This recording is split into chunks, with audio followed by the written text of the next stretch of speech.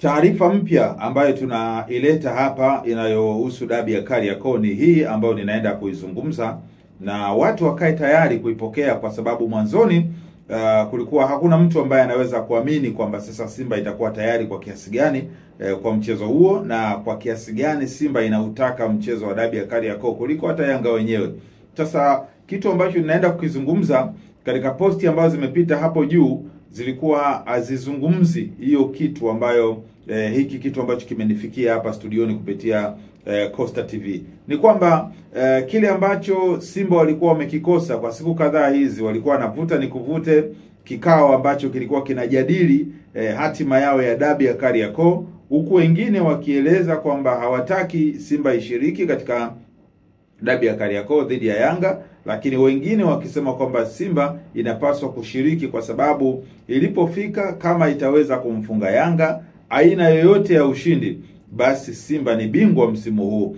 Sasa ugumu ulikuja katika masuala ya bonus ambayo hakuna popote utaweza kupata bonus hii ambayo Simba wameahidiwa na Mo Dewji, ambayo mwanzoni tulizungumza kwamba Mo Dewji alisita kutoa bonus yoyote kwa wekundu wa Msimbazi Simba, kwa sababu bado naye alikuwa neutral kwamba kama dabi anaitaka dabi haitaki, lakini akiwa kiongozi mkuu alikuwa anatamani sana mchezo uchezwe, lakini pressure ya mashabiki ilikuwa ni kubwa sana, pressure ya wanachama pia ilikuwa ni kubwa. Mwisho wa siku mambo yalikuwa magumu kidogo kuweza kutoa hatima ya huu mchezo. Sasa kitu ambacho kimetufikia hapa ni kwamba Simba wamewekewa mzigo mnono kwelikweli kama wataweza kumfunga Yanga hii leo. Shika hayo maneno ninayokuambia, Simba wamewekewa mzigo mzito kwelikweli kama tu wataweza kumfunga Yanga hii leo. Dau nono ambao limetolewa na Mo Dewji, huwezi kuamini, ni kwa mara ya kwanza hizi Simba na Yanga mara nyingi zimekuwa zikiahidiwa milioni 200, milioni 300, milioni 400 kama tu Simba ataweza kushinda ama Yanga ataweza kushinda, kwa kila mtu na sponsor wake, yani mdhamini wake. Lakini mara hii Mo Dewji amevunja rekodi. Inaelezwa kwamba kama Simba wataweza kutoa ubingwa msimu huu kwa kumfunga Yanga hii leo, basi Simba itapata shilingi milioni 600 na nusu, yani milioni 700 kasoro hiyo nusu yake tu hapo. Kwa hiyo kama vile ambavyo umesikiliza, Simba imeahidiwa dau nono zaidi ya milioni 625 ambazo Simba watapata kama watamfunga Yanga leo. Sasa hii imeleta motisha kwa Simba kuhakikisha wanapata matokeo dhidi ya timu ngumu ya Yanga, mchezo ambao unatajwa kuwa wa pressure sana, kwa sababu ukiwatazama Yanga jinsi ambavyo wamecheza msimu huu, ni klabu ambayo imepoteza mechi mbili tu. Ilipocheza na Tabora United kwa kufungwa goli 3-1, lakini ikapoteza na Azam ambao walifungwa goli 2 pia 1 pale, na mchezo ambao ulikuwa navuta ni kuvute kubwa sana. Lakini mwisho wa siku Simba pia nayo ilifungwa na Yanga. Simba ndio timu pekee ambayo imefungwa michezo michache, lakini imetoa sare nyingi kidogo dhidi ya Young Africans, kwa sababu ukiangalia hii tofauti ya alama moja ambayo hipo, Simba ilifungwa na Yanga alafu pia ikatoa sare 2. Ukiangalia walitoa sare na Coastal Union, ambao kwa sasa tunasema kwamba Coastal Union na Simba, ule watu wanasema kwamba kulikuwa na udugu. Hakuna udugu tena kati ya Coastal Union na Simba. Ukiangalia hata msimu uliopita Coastal Union pia alimzuia Simba kuondoka na alama 6 kwenye msimu, badala yake aliondoka na alama 4.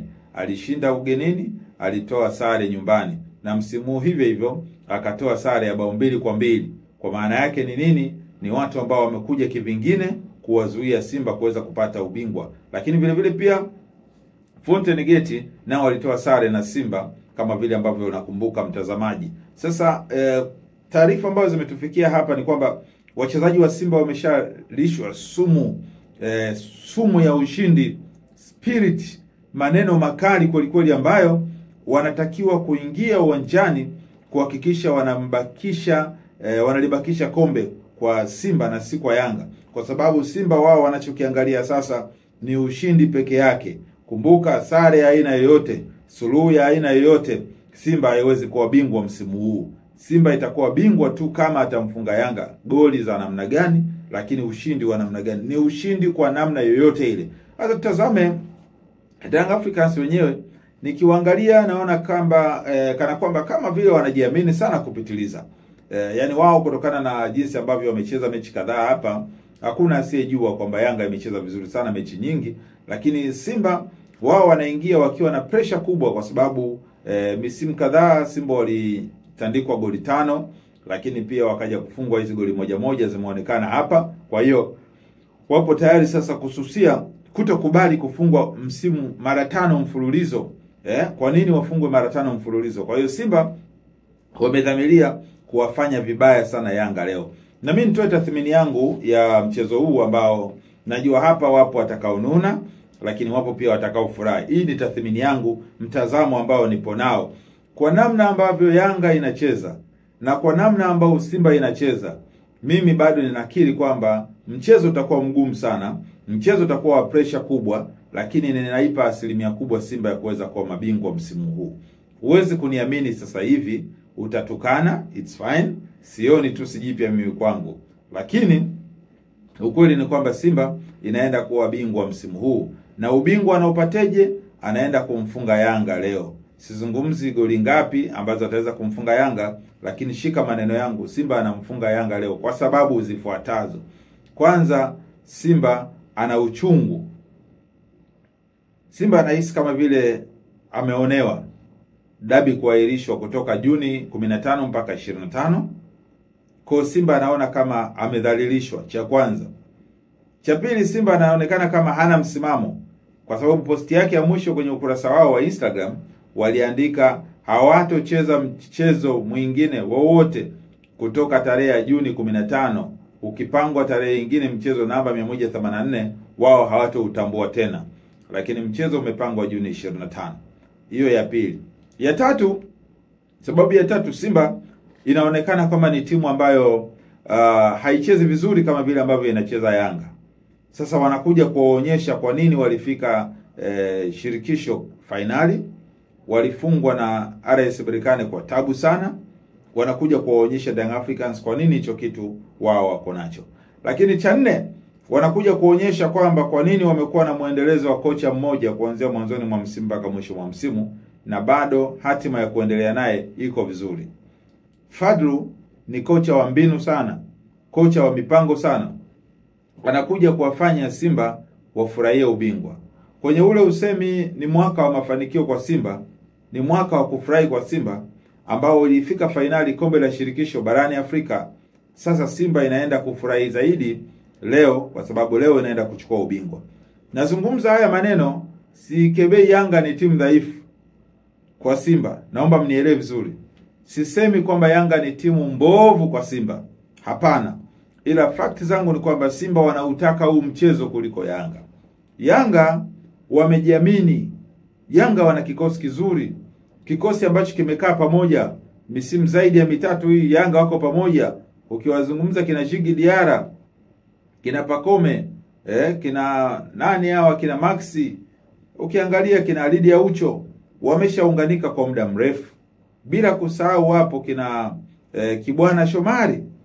Lakini Simba ina wachezaji wengi wapya ambao wanakuja sasa kuonyesha kwa namna gani wanataka kuprove kwamba wao safari hii ndio wanastahili kuwa mabingwa.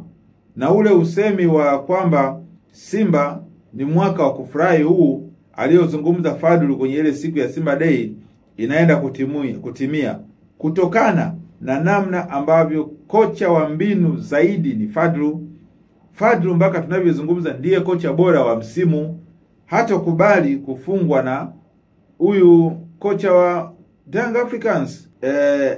Huyu Milodi, hata tunavyozungumza ni kwamba hatima yake kuwepo Yanga ni ngumu. Kwa sababu Yanga imepitisha makocha wengi hapa. Kina Sidi Ramovic amepita. Kwa makocha wengi ambao wamepita Yanga wakiamini wanatengeneza timu yao.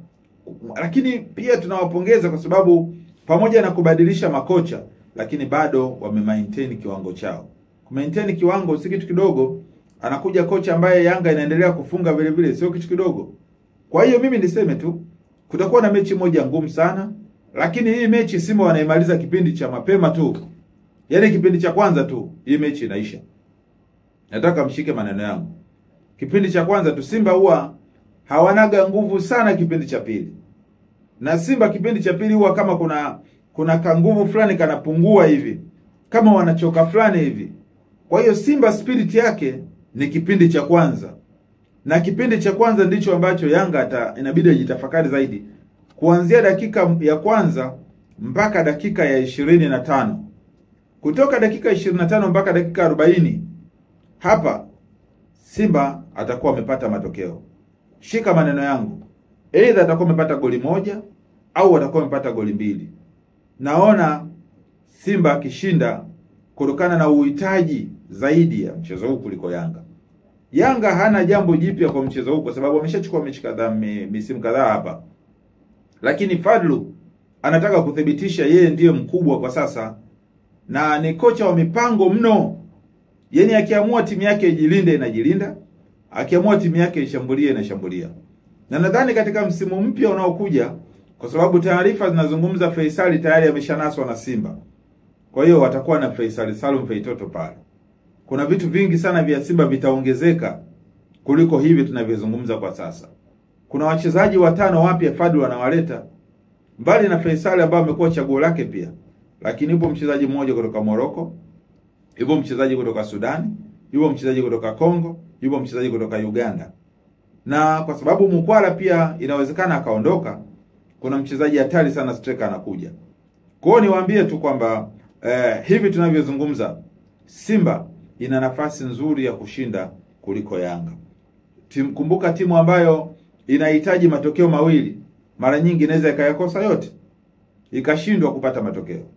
Niwaambie tu kama Yanga nayo ingekuwa inahitaji tokeo moja tu, kwamba Yanga inatakiwa ishinde ili kuweza kupata matokeo, mimi ningesema Yanga inaweza kumfunga Simba. Kwa sababu nayo ingekuwa inahitaji moja.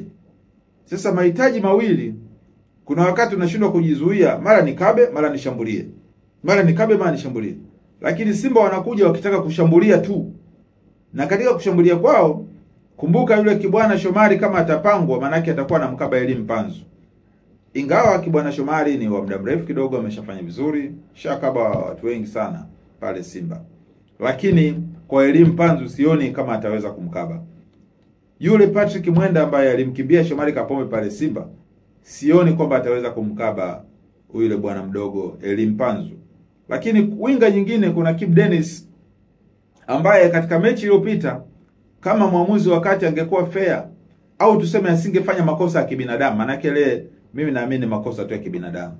Asingefanya makosa ya kibinadamu, Simba ilikuwa inashinda 2-1. Yanga walishinda goli moja la kujifunga lile kijili, lakini pia Simba ilikuwa inashinda goli 2 kwa sababu walipata penalty 2. Katika penalty 2 basi tuseme moja umepata moja Simba isingefungwa. Lakini Simba ina asilimia kubwa ya kufunga penalty ikiwa na mchezaji wao hatari wa mipigo ya penalty mpira iliyokufa Jean Chazoa, ambaye kwa sasa tunasema ndio MVP pengine, japo mimi mtazamo wangu nilisema Faisali, lakini MVP Jean Chazoa wengi wanasema bwana huyu kwa namna hii ana kila kitu, ana migoli mingi, ana assist 9, ana migoli 16, ndio mchezaji ambaye amehusika kwa magoli mengi kuliko mwingine. Kwa hiyo lazima apewe MVP. Lakini watu wengine wanasema kutokana na quality ya mchezo huu ambao una pressure kubwa, Prince Dube hayuko fit kwa The Young Africans. Manake Simba inapata nafasi kubwa sana kwa washambuliaji wake ambao wametimia, lakini Yanga inakosa utimilifu. Tufuatilie tujue kama Shamu Karabo yuko fit kwa kiasi gani. Tutakuja kukueleza.